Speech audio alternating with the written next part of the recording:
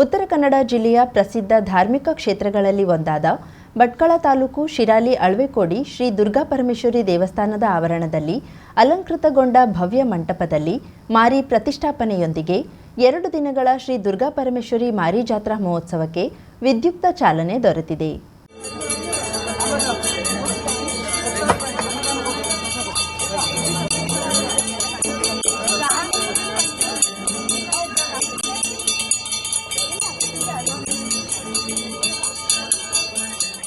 ಶ್ರೀ ದುರ್ಗಾಪರಮೇಶ್ವರಿ ದೇವಿಗೆ ದೀಪಸ್ಥಾಪನೆ, ಪ್ರಾರ್ಥನೆ, ಅಗ್ನಿಸ್ಪರ್ಶ, ಪಂಚದುರ್ಗಾ ಹವನ ಇತ್ಯಾದಿ ಧಾರ್ಮಿಕ ವಿಧಿವಿಧಾನಗಳು ಪ್ರಧಾನ ಅರ್ಚಕ ಗಜಾನನ್ ಪುರಾಣಿಕ ನೇತೃತ್ವದಲ್ಲಿ ಪೂರ್ಣಗೊಂಡ ನಂತರ ಭಕ್ತರ ಹರ್ಷೋದ್ಗಾರಗಳೊಂದಿಗೆ ಮಾರಿಯನ್ನ ಅಲಂಕೃತ ಪೀಠದಲ್ಲಿ ಪ್ರತಿಷ್ಠಾಪನೆ ಮಾಡಲಾಯಿತು.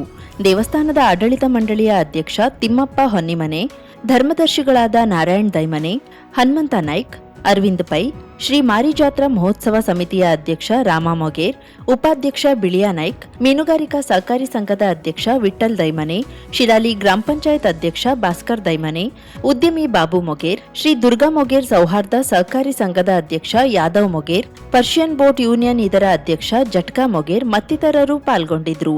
ದೇವಸ್ಥಾನದ ಆಡಳಿತ ಮಂಡಳಿಯವರು ಮಾರಿಗೆ ಪೂಜೆ ಸಲ್ಲಿಸಿದ ನಂತರ ಸಾರ್ವಜನಿಕರಿಗೆ ಪೂಜೆ ಸಲ್ಲಿಸಲು ಅವಕಾಶ ಮಾಡಿಕೊಡಲಾಯಿತು. ಮಾತೆ ದುರ್ಗಾ ಪರಮೇಶ್ವರಿ ಆಶೀರ್ವಾದದಿಂದ ಇವತ್ತು ನಾವೇನು ಮಾರಿ ಜಾತ್ರೆ ನಿನ್ನೆ ಇವತ್ತು ನಾಳೆ 3 ದಿವಸದ ಜಾತ್ರಾ ಕಾರ್ಯಕ್ರಮ ನಿನ್ನೆ 1 ದಿವಸದೆಲ್ಲ ಮಾಡಿ ಮುಗಿಸಿದ್ದೇವೆ. ಎಲ್ಲ ಊರಿನ ಭಕ್ತಾದಿಗಳು, ಕಾರ್ಯಕರ್ತರು, ಸ್ವಯಂ ಸೇವಕರು, ಮಾರಿ ಜಾತ್ರಾ ಕಮಿಟಿಯವರು, ದೊಡ್ಡ ಕಮಿಟಿಯವರು, ಚಾರಿಟೇಬಲ್ ಟ್ರಸ್ಟ್ನವರು ಎಲ್ಲರೂ ಕೂಡಿ ಅಭೂತಪೂರ್ವವಾದ ನಿನ್ನೆ ಮೆರವಣಿಗೆ ಎಲ್ಲ ಮಾಡಿ ಮುಗಿಸಿದ್ದೇವೆ. ರಾತ್ರಿ ಮೆರವಣಿಗೆ ಬಂದ ಮೇಲೆ ಹೊರೆ ಕಾಣಿಕೆ ತಂದು ಸಾವಿರಾರು ಹೊರೆ ಕಾಣಿಕೆಯನ್ನು ಭಕ್ತಾದಿಗಳು ಕೊಟ್ಟಿದ್ದಾರೆ. ಅದಾದ ಮೇಲೆ ನಾವು ಹೊರೆ ಕಾಣಿಕೆ ಆದ್ಮೇಲೆ ದೇವರಿಗೆ ದೀಪ ಸ್ಥಾಪನೆ ಮಾಡಿ ಕಾಯಿ ಇಟ್ಟು ಜಗನ್ಮಾತೆಗೆ ಪ್ರಾರ್ಥನೆ ಮಾಡಿದ್ದೇವೆ. ಪ್ರಾರ್ಥನೆ ಮಾಡಿ ಒಲೆ ಪೂಜೆ ಮಾಡಿದ್ದೇವೆ. ನಂತರ ಅಗ್ನಿ ಸ್ಪರ್ಶ ಮಾಡಿದ್ದೇವೆ. ಅದಾದ್ಮೇಲೆ ಇಲ್ಲಿ ಮಾರಿಕಾಂಬಾ ಅಮ್ಮನನ್ನ ತಂದು ಇಲ್ಲಿ ರಾಕ್ಷರೋಗುರವನ್ನು ಹಾಕಿದ್ದೇವೆ. ಮುಂತಾದ ಕಾರ್ಯಕ್ರಮ ಮಾಡಿ ಇನ್ನೇನು ಕಾರ್ಯಕ್ರಮ ಮುಗಿಸಿದ್ದೇವೆ. ಇವತ್ತು ಬೆಳಗ್ಗೆ ಪಂಚದುರ್ಗ ಹವನವನ್ನು ಮಾಡಿ ದೇವರ ಶಕ್ತಿಯನ್ನ ತಂಬಿಗೆಯಲ್ಲಿ ಇಟ್ಕೊಂಡು ತಂದು ಇಲ್ಲಿ ದೇವರಿಗೆ ಅದು ಆಹ್ವಾನ ಮಾಡಲಿಕ್ಕೆ ಪ್ರಾಣ ಪ್ರತಿಷ್ಠೆಯನ್ನ 8 ಗಂಟೆ ಒಳಗೆ ಮಾಡಿ ಮುಗಿಸಿದ್ದೇವೆ. ಪ್ರಾಣ ಪ್ರತಿಷ್ಠೆಯಾಗಿ ಜನ ಸ್ಲೋವಾಗಿ ಭಕ್ತಾದಿಗಳು ಬರ್ತಾ ಇದ್ದಾರೆ, ದೇವರ ದರ್ಶನವನ್ನು ಪಡಿತಾ ಇದ್ದಾರೆ. ಒಂದು ಅಭೂತಪೂರ್ವವಾದ ಜಾತ್ರೆ ಇದು, ಬಹಳ ಬೃಹತ್ತಾಕಾರದ ಜಾತ್ರೆ. ದಿವಸ 1 ಲಕ್ಷ ಜನ ನಮ್ಮ ಜಾತ್ರೆಗೆ ಬಂದು ಭಕ್ತಾದಿಗಳು ದೇವರ ಪಾದಾರವಿಂದಕ್ಕೆ ಬಿದ್ದು ಹೋಗ್ತಾ ಇದ್ದಾರೆ. ಹಾಗಾಗಿ ನಾಳೆ ಮೆರವಣಿಗೆಗೂ ಹಾಗೆ 50 ರಿಂದ 60 ಸಾವಿರ ಜನ ನಾಳೆ ಮೆರವಣಿಗೆಯಲ್ಲಿ ಪಾಲ್ಗೊಂಡು ಎಲ್ಲ ಶ್ರೀದೇವಿಯ ಕೃಪಾಶೀರ್ವಾದಕ್ಕೆ ಪಾತ್ರರಾಗ್ತಾರೆ ಅಂತಕ್ಕಂಥ ಮಾತನ್ನು ಸಂದರ್ಭದಲ್ಲಿ ಹೇಳಿ.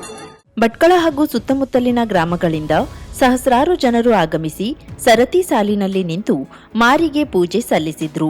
2 ವರ್ಷಗಳಿಗೊಮ್ಮೆ ನಡೆಯುವ ಈ ಮಾರಿ ಜಾತ್ರೆಯಲ್ಲಿ ಪ್ರತಿದಿನ 1 ಲಕ್ಷಕ್ಕೂ ಅಧಿಕ ಭಕ್ತರು ಪಾಲ್ಗೊಳ್ಳುವ ನಿರೀಕ್ಷೆಯಿದೆ. ಜಾತ್ರೆಯ ಹಿನ್ನೆಲೆಯಲ್ಲಿ ದೇವಸ್ಥಾನದ ಸುತ್ತ ಬಿಗಿ ಪೊಲೀಸ್ ಬಂದೋಬಸ್ತ್ ಏರ್ಪಡಿಸಲಾಗಿದೆ. ಮಕರ ಸಂಕ್ರಾಂತಿ ಹಬ್ಬದ ಪ್ರಯುಕ್ತ ಉತ್ತರ ಕನ್ನಡದ ಜನರು ಅಧಿಕ ಸಂಖ್ಯೆಯಲ್ಲಿ ಗೋಕರ್ಣಕ್ಕೆ ಆಗಮಿಸಿದ್ದು ಸಮುದ್ರ ಸ್ನಾನ ಮಾಡಿ ಇಲ್ಲಿನ ಮಹಾಗಣಪತಿ, ಮಹಾಬಲೇಶ್ವರ ಮಂದಿರಕ್ಕೆ ತೆರಳಿ ದೇವರ ದರ್ಶನ ಪಡೆಯುತ್ತಿದ್ದಾರೆ.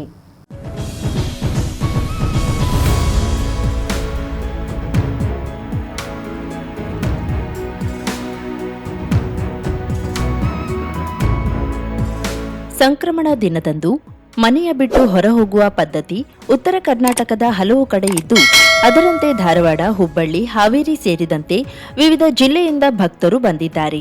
ಪ್ರತಿ ವರ್ಷಕ್ಕಿಂತ ಈ ವರ್ಷ ಹೆಚ್ಚಿನ ಸಂಖ್ಯೆಯಲ್ಲಿದ್ದು, ಗೋಕರ್ಣ ಮುಖ್ಯ ಕಡಲ ತೀರದಲ್ಲಿ ಜನಜಾತ್ರೆ ನೆರೆದಿದ್ದು, ನೀರಿಗಿಳಿದು ಸ್ನಾನ ಮಾಡುವವರ ಮೇಲೆ ಜೀವರಕ್ಷಕ ಸಿಬ್ಬಂದಿ ನಿಗಾ ವಹಿಸಿ ಮುಂದೆ ಹೋಗದಂತೆ ನಿಯಂತ್ರಿಸುತ್ತಿದ್ದಾರೆ. ದೇವಾಲಯದಲ್ಲಿ ದರ್ಶನಕ್ಕೆ ಸರದಿ ಸಾಲೆ ನೆರೆದಿದ್ದು, ಅಲ್ಲಿಯೂ ಜನಸ್ತೋಮವಿದೆ. ಗೋಕರ್ಣದ ಪ್ರಮುಖ ಮಾರ್ಗಗಳಲ್ಲಿ ವಾಹನ ದಟ್ಟಣೆ ಉಂಟಾಗಿ ಸಂಚಾರಕ್ಕೆ ತೊಡಕಾಗುತ್ತಿದೆ.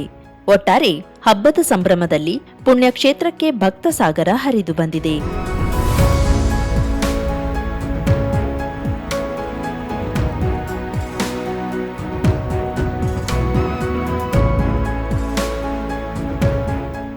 ವಿಕಲಚೇತನರು ಎಂಡೋಸಲ್ಫಾನ್ ಪೀಡಿತರನ್ನ ಸಮಾಜದ ಕಟ್ಟಕಡೆಯ ವ್ಯಕ್ತಿಗಳು ಎಂದು ಪರಿಗಣಿಸಿ ಹೊನ್ನಾವರದ ಮಂಕಿಯಲ್ಲಿ ಎಂಡೋಸಲ್ಫಾನ್ ಪೀಡಿತರ ಕಾಳಜಿ ಕೇಂದ್ರವನ್ನು ನಿರ್ಮಿಸಲು ಪ್ರಸ್ತಾವನೆ ಸಲ್ಲಿಸಲಾಗಿದ್ದು, ಸರ್ಕಾರ ಅನುಮೋದನೆ ನೀಡುವ ಭರವಸೆ ಇದೆ ಎಂದು ಜಿಲ್ಲಾ ಉಸ್ತುವಾರಿ ಸಚಿವ ಮಂಕಾಳ್ ವೈದ್ಯ ಹೇಳಿದರು. ಭಟ್ಕಳ ತಾಲೂಕು ಶಿರ್ಸಿ ಸರ್ಕಾರಿ ಪ್ರಾಥಮಿಕ ಶಾಲಾ ಸಭಾಭವನದಲ್ಲಿ ಜಿಲ್ಲಾ ಪಂಚಾಯತ್, ಜಿಲ್ಲಾ ಆರೋಗ್ಯ ಮತ್ತು ಕುಟುಂಬ ಕಲ್ಯಾಣ ಅಧಿಕಾರಿಗಳ ಕಚೇರಿ ಉತ್ತರ ಕನ್ನಡ, ಭಟ್ಕಳ ಆರೋಗ್ಯಾಧಿಕಾರಿಗಳ ಕಚೇರಿ ಹಾಗೂ ಸಮುದಾಯ ಆರೋಗ್ಯ ಕೇಂದ್ರ ಶಿರಾಲಿ ಇವರ ಸಹಯೋಗದೊಂದಿಗೆ ಬಿಟ್ಟು ಹೋದ ಎಂಡೋಸಲ್ಫಾನ್ ಪೀಡಿತರನ್ನ ಗುರುತಿಸಲು ತಜ್ಞ ವೈದ್ಯರಿಂದ ತಪಾಸಣೆ ಶಿಬಿರ ಉದ್ಘಾಟಿಸಿ ಮಾತನಾಡಿದ ಅವರು, ಆಸ್ಪತ್ರೆಯ ವೈದ್ಯರು, ಸಿಬ್ಬಂದಿಗಳು ಎಂಡೋಸಲ್ಫಾನ್ ಪೀಡಿತರಿಗೆ ಮೊದಲ ಆದ್ಯತೆ ನೀಡಬೇಕು. ಎಂಡೋಸಲ್ಫಾನ್ ಪೀಡಿತರ ಮನೆಗೆ ವಾಹನಗಳ ಮೂಲಕ ಸೇವೆಯನ್ನ ಒದಗಿಸಲು ಸರ್ಕಾರ ಕ್ರಮ ಕೈಗೊಂಡಿದೆ.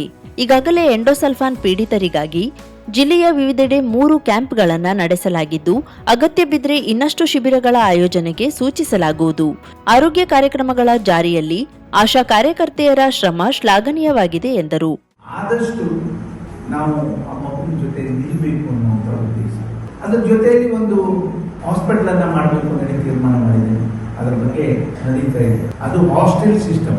ಆ ಮಗುನ ಪಾಲಕರು ಅಲ್ಲೇ ಇದ್ದು ಅವರಿಗೆ ಊಟ, ಚಹಾ, ತಿಂಡಿ ಎಲ್ಲ ಕೊಟ್ಟು ಮನೆಯಲ್ಲಿ ಕಷ್ಟ ಆಗ್ತದೆ ಅಂತ ಸಂದರ್ಭದಲ್ಲಿ ಅಲ್ಲಿ ಹೋಗಿ ಉಳಿದು ಎಷ್ಟು ದಿನ ಉಳಿಬಹುದು. ಆ ರೀತಿ ವ್ಯವಸ್ಥೆಯನ್ನ ನಮ್ಮ ಮನ್ಕಿಲಿ ಮಾಡಬೇಕು ಅಂದ್ರೆ ಜಾಗ ಎಲ್ಲ ಆಯ್ಕೆ ಮಾಡಿದ್ದೇನೆ. ಅದಕ್ಕೂ ಪೂರಕವಾದಂತ ವ್ಯವಸ್ಥೆ ಮಾಡ್ತಾ ಇದ್ದೀವಿ. ಸರ್ಕಾರದಿಂದ ಇನ್ನೂ ಸಿಕ್ಕಿಲ್ಲ, ಆಗ್ತದೆ ಅನ್ನುವಂತ ವಿಶ್ವಾಸ ಇದೆ ನನಗೆ. ಯಾಕಂದ್ರೆ ನಿಜವಾಗಿ ಕಡೆಯ ವ್ಯಕ್ತಿ ಅಂದ್ರೆ ಇವರೇ ಕಡೆ ಅವ್ರಿಗೆ ಸಹಾಯ ಸಹಕಾರ ಮಾಡ್ಬೇಕು. ಅದು ನಮ್ಮ ಕೆಲಸ. ಮತ್ತೆ ಬೇಕಾದ್ರೆ ಮತ್ತೆ ಕ್ಯಾಂಪ್ ಮಾಡ್ಲಿಕ್ಕೂ ನಾನು ರೆಡಿ ಇದ್ದೇನೆ. ಅಂಥದ್ದೇನಾದ್ರೂ ನನ್ನ ಗಮನಕ್ಕೆ ತಂದ್ರೆ ಮತ್ತೆ ಬೇಕಾದ್ರೂ ಭಟ್ಕಳದಲ್ಲಿ ಮತ್ತೆ ಒಂದು ಕ್ಯಾಂಪ್ ಬೇಕಾದ್ರೂ ಮಾಡ್ಲಿಕ್ಕೆ ರೆಡಿ ಇದೆ. ಉದ್ದೇಶ ಇಷ್ಟೇ, ಒಬ್ಬರು ಫಲಾನುಭವಿಗಳಿಂದ ವಂಚಿತ ಆಗಬಾರದು, ಎಲ್ಲರಿಗೂ ಸಿಗುವಂತ ಕೆಲಸವನ್ನ ಮಾಡಬೇಕು ಅನ್ನೋದು ತೀರ್ಮಾನ ಮಾಡಿ ಈ ಕೆಲಸವನ್ನ ಮಾಡ್ತಾ ಇದ್ದೀನಿ. ಇದು ಈಗ 1.5 ವರ್ಷದಲ್ಲಿ ಇದು 3ನೇ ಕ್ಯಾಂಪ್ ನನ್ನ ಕ್ಷೇತ್ರದಲ್ಲಿ. ಮತ್ತೆ ಸಿದ್ದಾಪುರ ಮಾಡಬೇಕು ಇಡೀ ಜಿಲ್ಲೆಯಲ್ಲಿ. ಮತ್ತೆ ಎಲ್ಲಾದ್ರೂ ಅದು ಇಂಥ ಕಡೆಯಲ್ಲಿ ಇದೆ, ಎಲ್ಲ ಕಡೆಯಲ್ಲೂ ಮಾಡ್ಲಿಕ್ಕೂ ಆಗೋದಿಲ್ಲ, ಎಲ್ಲಿ ಬೇಕಾದ್ರಲ್ಲಿ ಮಾಡ್ಲಿಕ್ಕೂ ಆಗೋದಿಲ್ಲ. ಆದರೆ ಅತಿ ಹೆಚ್ಚು ಇರೋದು ಭಟ್ಕಳದಲ್ಲಿ.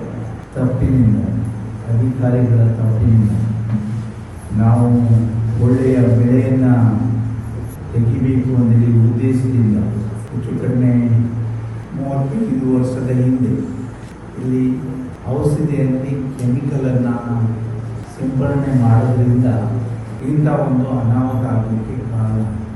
ಇದು ಬಹಳ ಬೇಜಾರು. ಅದರಿಂದನೇ ಈ ಥರ ಮಕ್ಕಳಿಗೆ ತೊಂದರೆ ಆಗೋದು ಒಂದು ಕಂಡುಕೊಂಡ್ರು ಆಗ ಸರ್ಕಾರ ಹೋಗ್ತಿಲ್ಲ.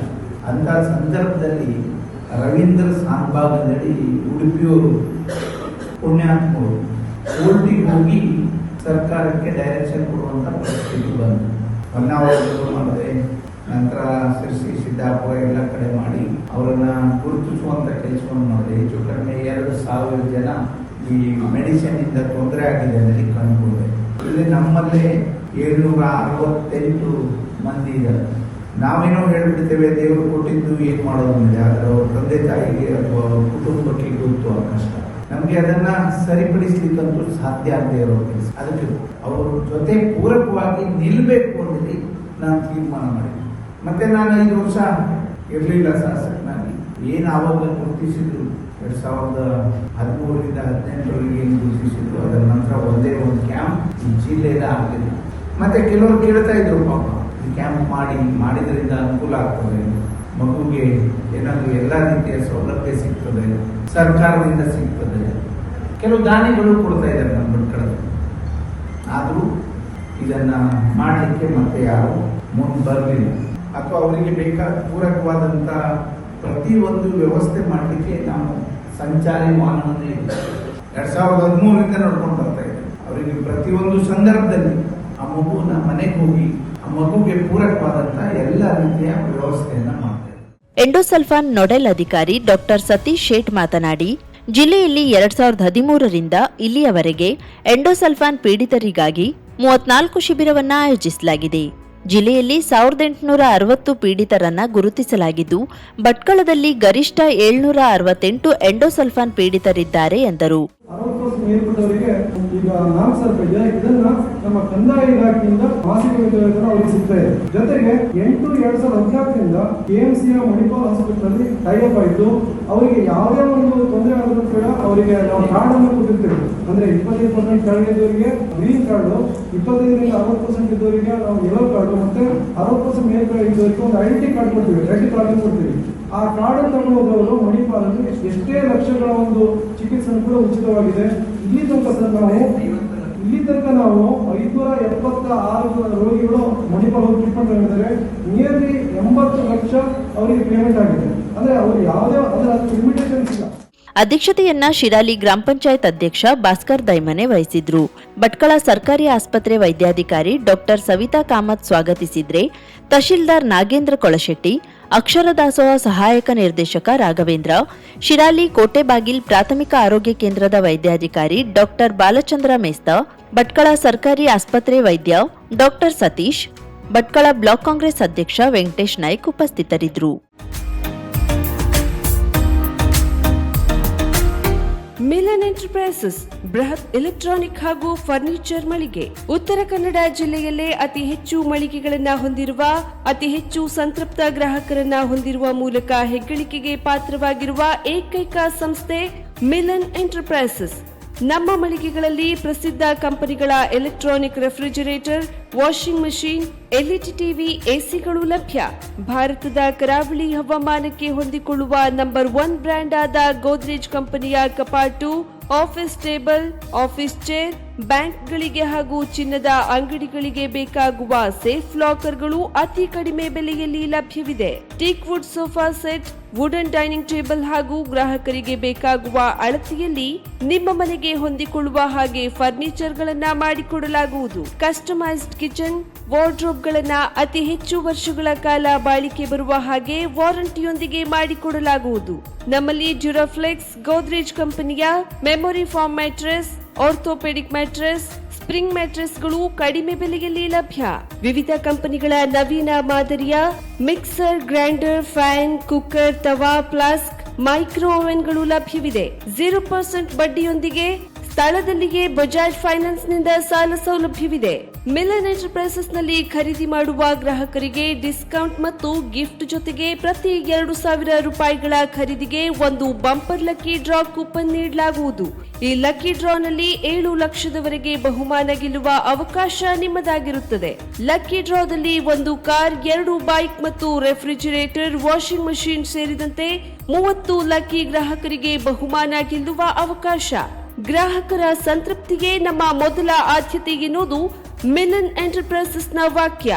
ಉತ್ತರ ಕನ್ನಡ ಜಿಲ್ಲೆಯ ನಮ್ಮ ಶೋರೂಮ್ಗಳಾದ old Mahalakshmi super market, Mulla stop ಹತ್ತಿರ, ಕಾಜುಬಾಗ್, ಕಾರವಾರ, ಅಗ್ರಿಕಲ್ಚರ್ ಆಫೀಸ್ ಎದುರುಗಡೆ, ಮಾಸ್ತಿಕಟ್ಟೆ ರೋಡ್, ಹೊನ್ನಾವರ, ಸೀಮಾ ಕಾಂಪ್ಲೆಕ್ಸ್ ಹತ್ತಿರ, Moni Basti main road, Bhatkal, Indian bank ಎದುರು, CP Bazar road, Sirsi, JS building, JN road, Dandeli, KS building, Motikeri road, Haliyal. ಇಲ್ಲಿಗೆ ತಪ್ಪದೇ ಭೇಟಿ ನೀಡಿ ಸಂತೃಪ್ತರಾಗಿ.